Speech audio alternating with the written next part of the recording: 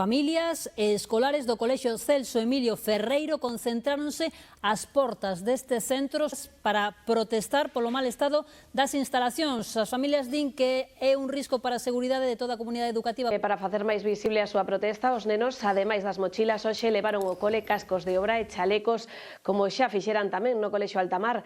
Dende a Asociación de Nais e Pais Moraima denuncian que se trata dunha situación grave e están preocupados.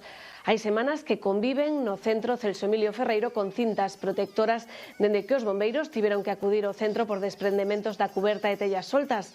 Din que se pode ver na entrada principal, no acceso á biblioteca e nos valados das rúas. Unhas condicións que consideran inaceptables para levar a cabo a actividade educativa.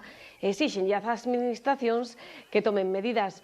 O Colexio é da Xunta, pero o Concello de Vigo é o encargado do mantemento. Sen embargo, consideran que o arranxo necesario da cuberta non pode ser considerado mantemento e aí continúa a disputa.